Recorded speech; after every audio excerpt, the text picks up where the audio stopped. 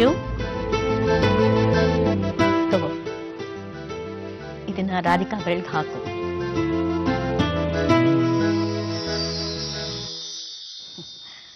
ಈ ಶಾಸ್ತ್ರ ನಮ್ಮಲ್ಲಿಲ್ಲ, ಆದ್ರೆ ನಾವು ಸ್ವಲ್ಪ ಶಾಸ್ತ್ರಗಳನ್ನ ವಿದೇಶಿಯರ ತರ ಶುರು ಮಾಡ್ಕೊಂಡ್ಬಿಟ್ಟಿದೀವಿ.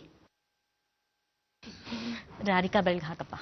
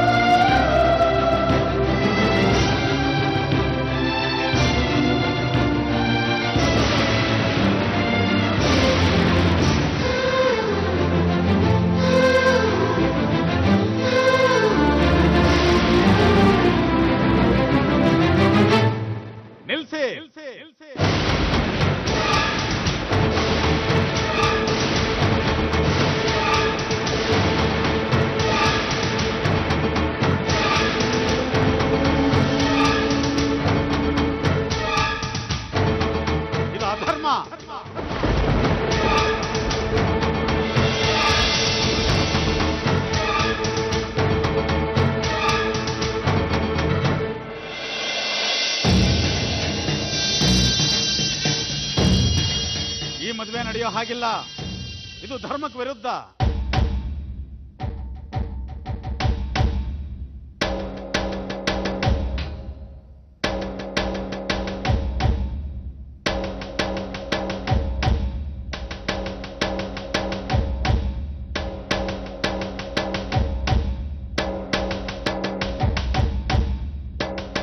ಅಧ್ಯಕ್ಷರು ದಯವಿಟ್ಟು ಕ್ಷಮಿಸಬೇಕು. ತಾವ್ ಯಾತಕ್ಕೆ ಹೀಗೆ ಹೇಳ್ತಾ ಇದ್ದೀರಾ ಅಂತ ನನಗೆ ಗೊತ್ತಾಗ್ತಾ ಇಲ್ಲ. ಈ ಶುಭ ಕಾರ್ಯನ ನಿಲ್ಸೋದಕ್ಕೆ ಏನು ಕಾರಣ ಅಂತ ದಯವಿಟ್ಟು ಹೇಳಿ.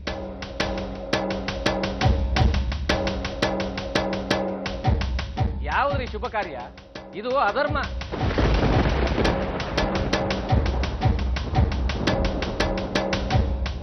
ಒಬ್ಬ ಧರ್ಮಾಧಿಕಾರಿ ಮೊದಲನೇ ಹೆಂಡತಿ ಬದುಕಿರುವಾಗಲೇ ಇನ್ನೊಂದು ಮದುವೆ ಆಗೋದು ತಪ್ಪು.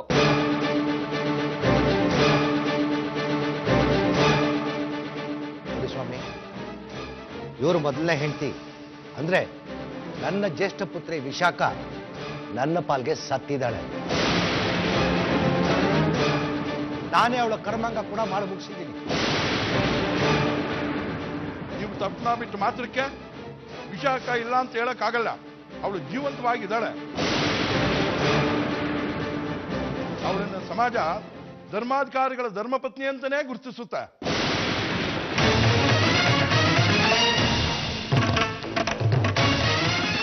ಕ್ಷಮಿಸಿ ಸ್ವಾಮಿ, ಧರ್ಮಾಧಿಕಾರಿಗಳು ಏಕಪತ್ನಿ ತಟಸ್ಥರಾಗಿರಬೇಕು. ಮರುವಿವಾಹ ನಿಷಿದ್ಧ. ಅವಳು ಗಂಡನ ಮನೆ ಬಿಟ್ಟು ಹೋಗಿದ್ದಾಳೆ.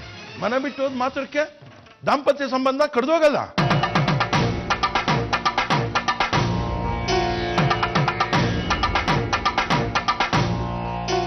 ಆದ್ರೆ ಅವರಿಬ್ರು ಕಾನೂನಿನ ಪ್ರಕಾರ ವಿಚ್ಛೇದನ ಪಡೆದಿದ್ದಾರೆ. ಹಾಗಾಗಿ ಅವರಿಬ್ರು ದಂಪತಿಗಳಲ್ಲ. ರೇ, ಕಾನೂನೇ ಬೇರೆ, ಶಾಸ್ತ್ರನ ಬೇರೆ. ಶಾಸ್ತ್ರದ ಪ್ರಕಾರ ಈ ವಿಚ್ಛೇದನಕ್ಕೆ ಅರ್ಥನೇ ಇಲ್ಲ. ಅಂದ್ರೆ ನಿಮ್ಮ ದೃಷ್ಟಿಯಲ್ಲಿ ಕಾನೂನಿಗೆ ಏನೂ ಅರ್ಥ ಇಲ್ಲ ಅಂತ? ಕಾನೂನು ಜನಸಾಮಾನ್ಯರ ಅನುಕೂಲಕ್ಕೋಸ್ಕರ ಮಾಡ್ಕೊಂಡಿರೋದು. ಧರ್ಮಾಧಿಕಾರಿಗಳಿಗೆ ಅದು ಅನ್ವಯಿಸೋದಿಲ್ಲ. ಧರ್ಮಾಧಿಕಾರಿಗಳಿಗೆ ಪ್ರತ್ಯೇಕವಾದ ನೀತಿ ನಿಯಮ ಇದೆ. ಅಮ್ಮ, ನೀವೇನು ಹೇಳ್ತೀರಿ?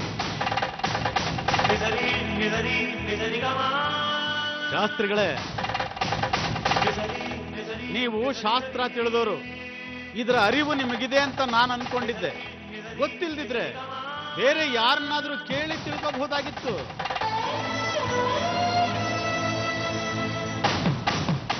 ಶಾಸ್ತ್ರಿಗಳೇ ನೋಡಿ, ಈ ಪುಸ್ತಕದ 8ನೇ ಅಧ್ಯಾಯದಲ್ಲಿ ಧರ್ಮಾಧಿಕಾರಿಗಳ ದಾಂಪತ್ಯ ಜೀವನದ ರೀತಿ ರಿವಾಜುಗಳ ವಿವರ ಇದೆ.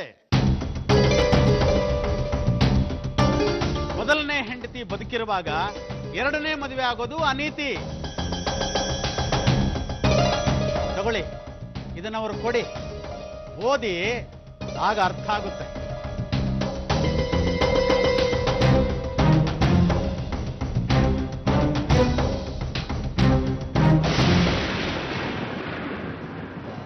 ಅಧ್ಯಕ್ಷರೇ, ನಿಮಗೆ ನಿಮಗೆ ಹೇಗೆ ಧನ್ಯವಾದ ಹೇಳಬೇಕು ನನಗಂತೂ ಗೊತ್ತಾಗ್ತಾ ಇಲ್ಲ. ಈಗಿನ ಕಾಲದ ಯುವಕರಿಗೆ ಶಾಸ್ತ್ರದ ಜ್ಞಾನನೇ ಇಲ್ಲ, ತಪ್ಪುಗಳನ್ನು ಮಾಡ್ತಾನೆ ಇರ್ತಾರೆ. ಆದರೆ ಧರ್ಮಾಧಿಕಾರಿಗಳೇ ಶಾಸ್ತ್ರಕ್ಕೆ ಸಂಪ್ರದಾಯಕ್ಕೆ ವಿರೋಧವಾಗಿ ನಡೆದರೆ ನಾಳೆ ಸಮಾಜ ತಪ್ಪದಾರಿ ಹಿಡಿಯುತ್ತೆ. ಇಲ್ಲ ಇಲ್ಲ ಇಲ್ಲ, ನಮ್ಮಿಂದ ಇಂಥ ತಪ್ಪು ಆಗ್ಕೂಡ್ದು, ಆಗ್ಬಾರ್ದು.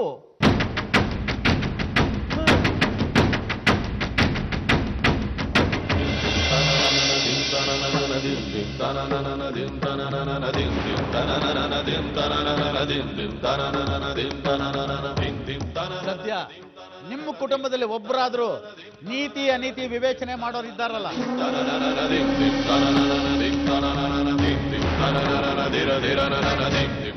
ಶಾಸ್ತ್ರಿಗಳೇ, ಈ ಪುಸ್ತಕದ ಪ್ರತಿನ ನೀವು ಜೋಪಾನ ಮಾಡಿಟ್ಕೊಳ್ಳಿ. ಈ ಶಾಸ್ತ್ರಗಳೆಲ್ಲ ನಿಮಗೆ ಚೆನ್ನಾಗಿ ಗೊತ್ತಿರಬೇಕು.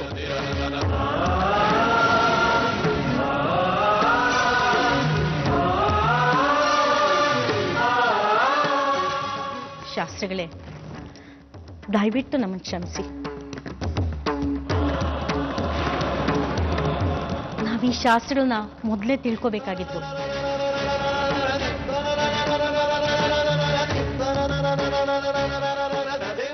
ನನ್ನ ಮೊಮ್ಮಗನ ಮೇಲಿನ ಪ್ರೀತಿಯಿಂದ ಈ ಶಾಸ್ತ್ರಗಳನ್ನೆಲ್ಲ ನಾನು ಮರ್ತೇ ಬಿಟ್ಟಿದ್ದೆ. ಇದೇ ಶಾಸ್ತ್ರ ಅವನ ಸಂತೋಷಕ್ಕೆ ಅಡ್ಡಿ ಆಗುತ್ತೆ ಅಂತ ಅನ್ಕೊಂಡಿರ್ಲಿಲ್ಲ.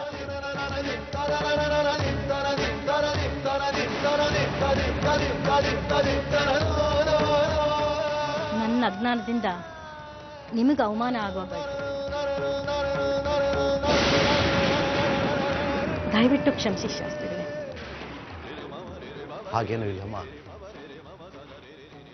ಧರ್ಮಾಧಿಕಾರಿಗಳ ಸ್ಥಾನ ಬಹಳ ಶ್ರೇಷ್ಠವಾದದ್ದು. ನಮ್ಮ ಅಧರ್ಮ ಕಾರ್ಯಗಳಿಂದ ಆ ಸ್ಥಾನಕ್ಕೆ ನಾವು ಚ್ಯುತಿ ತರಬಾರ್ದು.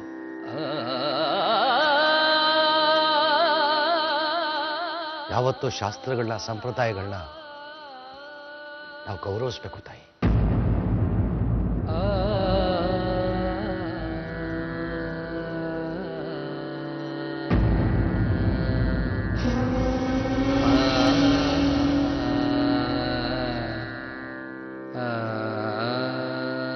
ಶಾಸ್ತ್ರಿಗಳೇ, ನಮ್ಮ ಮಾತಿಗೆ ಬೆಲೆ ಕೊಟ್ಟು ಸಂಪ್ರದಾಯ ರಕ್ಷಣೆಯ ನಮ್ಮ ಕೆಲಸನ ಸುಲಭ ಮಾಡಿದಿರಿ. ನಿಮ್ಮ ಎರಡೂ ಕುಟುಂಬಗಳಿಗೆ ನಮ್ಮ ಗೌರವ ಹೆಚ್ಚಾಗಿದೆ. ನಾವಿನ್ನು ಹೊರಡ್ತೀವಿ. ನಮಸ್ಕಾರ.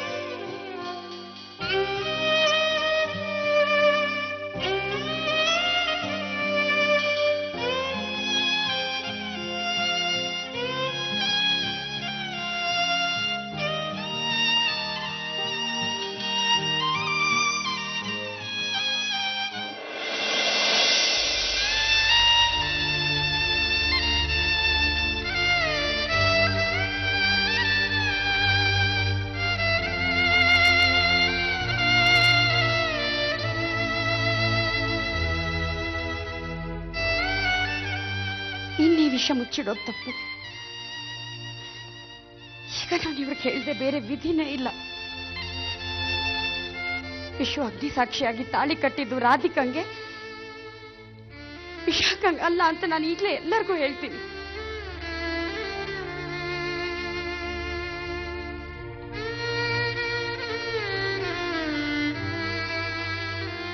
ದೇವಕಿ, ನಾನ್ ಬೇಡ ಬೇಡ ಅಂದ್ರು ಗಂಡ ಹೆಂಡತಿ ಇಬ್ರು ಮದುವೆ ಮಾಡಕ್ ಹೊರಟಿದ್ರಲ್ಲ, ನೋಡಿದ್ಯಾ ಈಗ ಹೇಗಾಯ್ತು ಅಂತ?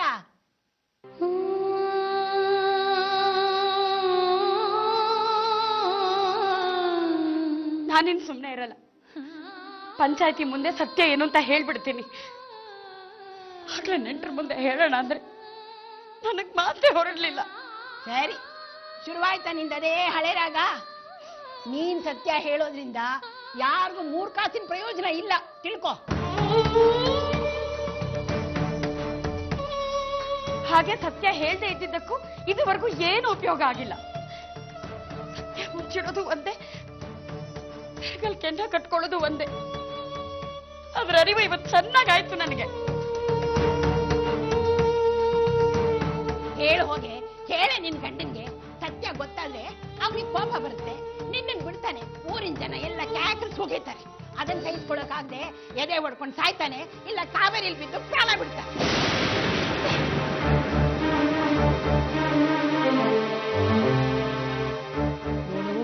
ಇದು ಕೃಷ್ಣನ ಇಚ್ಛೆಯಿಂದಾನೆ ನಡೆದಿದ್ದು ಅಂತ ತಿಳ್ಕೊಂಡು ಬಾಯಿ ಮುಚ್ಕೊಂಡು ಸುಮ್ಮನಿದ್ದು ಬಿಡು, ಏನು ಹೇಳಕ್ ಹೋಗ್ಬೇಡ. ಸಾನಿ ರೇ ಧನಿ ರೇ ಧನಿ ಧನಿ ರೇ ಗ ಮಗ ರೇ ಸ ರೇ ನಿ ರೇ ಸ ನಿ ಸ ನಿ ಧನಿ ಧ ಮಗ ಮಗ ಮದ ಸ ನಿ ರೇ ನಿ ದ ಮಗ ಮಗ ರೇ ಸ ಮಗ ರೇ ಸ.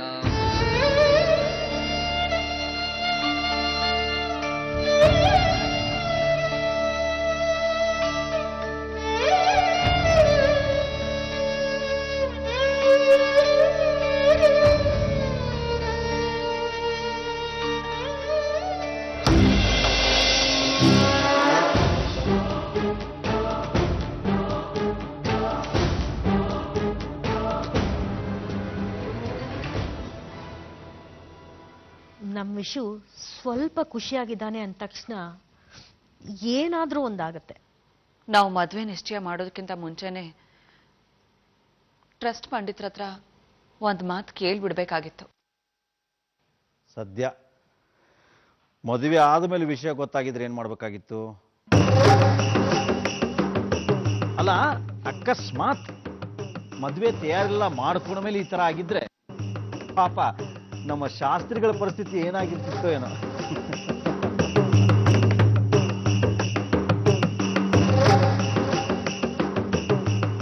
ನಿಜ, ಮೊದಲನೇ ಮಗಳು ಮದುವೆ ಮಾಡ್ಕೊಂಡು ಗಂಡನ್ ಬಿಟ್ಟು ಓಡ್ ಹೋದ್ಲು. ಎರಡನೇ ಮಗಳು ಮದುವೆ ಮಂಟಪದಲ್ಲಿ ನಿಂತು ಹೋಯ್ತು ಅಂತ ಗೊತ್ತಾಗಿದ್ದಿದ್ರೆ ಪಾಪ ಶಾಸ್ತ್ರಿಗಳಿಗೆ ತುಂಬಾ ಕಷ್ಟ ಆಗಿರೋದು.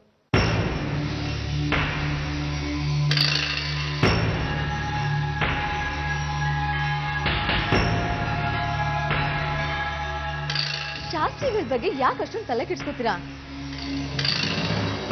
ನಾನೊಬ್ಬ ಪೂಜಾರಿ. ರಮ್ಯಾ, ಏನ್ ಇಷ್ಟು ಕೀಳಾಗಿ ಮಾತಾಡ್ತಿದ್ಯಾ? ಸಮಯ ಸಂದರ್ಭ ಅನ್ನೋ ಪ್ರಜ್ಞೆ ಕೂಡ ಇಲ್ಲ ನಿನ್ಗೆ. ಇನ್ನೇನ್ ಹೇಳ್ಬೇಕು? ಈ ಸಮಸ್ಯೆಗೆ ನಿಮ್ಮ ಹತ್ರ ಉತ್ತರ ಇದೆಯಾ? ಇಲ್ಲ ತಾನೆ? ಅಂದ್ರೆ ಶೋಕಾಚರಣೆ ಯಾಕೆ ಮಾಡ್ತೀರಾ? ಏನಾದ್ರೂ ಮಾಡ್ಕೊಳ್ಳಿ, ನನ್ಗೇನು.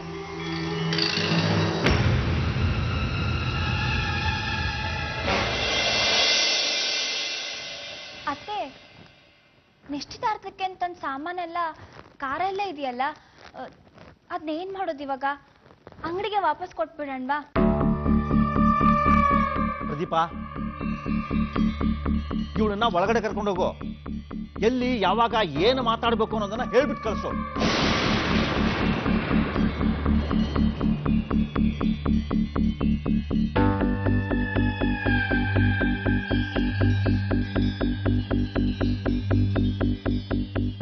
ರಾಜು, ಒಂದು ಲೋಟ ನೀರು ತಂದ್ಕೊಡು.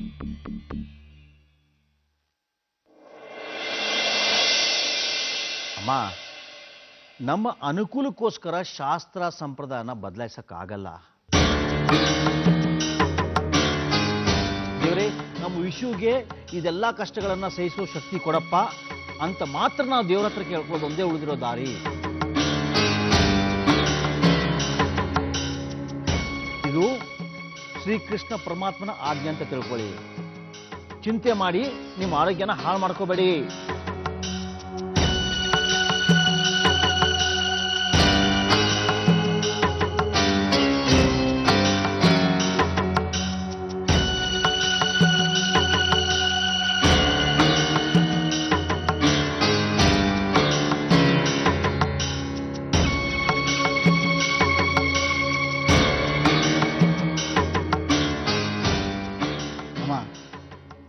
ದೇವ್ರು ನಮ್ಮ ಬಾಸ್ ಕೈ ಬಿಡಲ್ಲ. ಬಾಸ್ ಈಗಾಗಲೇ ಸಾಕಷ್ಟು ದುಃಖನ ಅನುಭವಿಸ್ಬಿಟ್ಟಿದ್ದಾರೆ. ಇದಕ್ಕಿಂತ ಹೆಚ್ಚಿನ ದುಃಖ ದೇವ್ರು ಕೊಡಲ್ಲ. ಯೋಚನೆ ಮಾಡಬೇಡಿ. ಅವನೇನ್ ಕೊಡ್ತಾನೋ ಬಿಡ್ತಾನೋ ಅದು ಅವನಿಗೆ ಬಿಟ್ಟಿದ್ದು. ಯಾರ್ಯಾರ ಹಣೆ ಮೇಲೆ ಏನೇನ್ ಬರ್ತಿದ್ಯೋ ಯಾರಿಗ್ ಗೊತ್ತು. ಸಮಾಧಾನ ಮಾಡ್ಕೊಳ್ಳಿ ಅಮ್ಮ. ಆಗೋದೆಲ್ಲ ಒಳ್ಳೇದಕ್ಕೆ. ಖಂಡಿತ ನಮ್ಮ ಬಾಸ್ಗೆ ಒಳ್ಳೇದಾಗೇ ಆಗುತ್ತೆ. ನನಗೆ ಆ ನಂಬಿಕೆ ಇದೆ.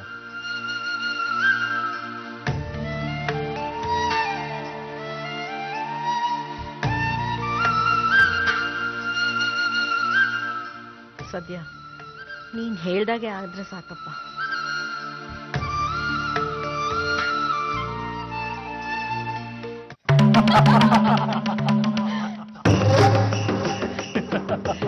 ಕಂಗ್ರಾಟ್ಸ್ ಮಾವ. ಈ ತರ ಆಗುತ್ತೆ ಅಂತ ನಾನು ಇಮ್ಯಾಜಿನ್ ಕೂಡ ಮಾಡಿರ್ಲಿಲ್ಲ. ನನ್ಗಂತೂ ಯಾವ್ದೋ ಥ್ರಿಲ್ಲರ್ ಸಿನಿಮಾ ನೋಡ್ದಾಗ ಆಗ್ಬಿಡ್ತು. ಮಾವ, ನಿಮ್ಗೆ ಈ ಐಡಿಯಾ ಹೇಗ್ ಬಂತು? ನಿಜವಾಗ್ಲೂ ನಿಮ್ಮ ಅಷ್ಟಲ್ಲೇ ನನ್ಗಂತೂ ಇಲ್ಲ. ರಿಯಲಿ ಯು ಆರ್ ಟ್ಯಾಲೆಂಟೆಡ್ ಯಾ. ನಿಜ, ನಮ್ಮ ಅಪ್ಪನ ಬತ್ತಳಿಕೆಯಲ್ಲಿರೋ ಒಂದು ಬಾಣನೂ ವೇಸ್ಟ್ ಆಗಲ್ಲ. ಈ ಸಲ ಇವರು ಬ್ರಹ್ಮಾಸ್ತ್ರ ಬಿಟ್ಟಿದ್ದಾರೆ. ಇವ್ರು ಕೊಟ್ಟಿರೋ ಶಾಕ್ ಟ್ರೀಟ್ಮೆಂಟ್ ನ ತಡ್ಕೊಳ್ಳೋದಕ್ಕೆ ತಿಂಗಳುಗಳೇ ಬೇಕಾಗುತ್ತೆ.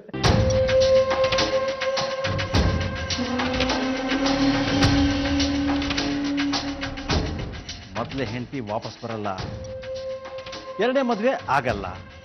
ಅಲ್ಲಿಗೆ ನಮ್ಮ ವಿಷು ಕತೆ ಮುಗಿದು ಹೋಯ್ತು. ಇದನ್ನ ಹೇಳೋದು ರಾಜಯೋಗ ಅಂತ.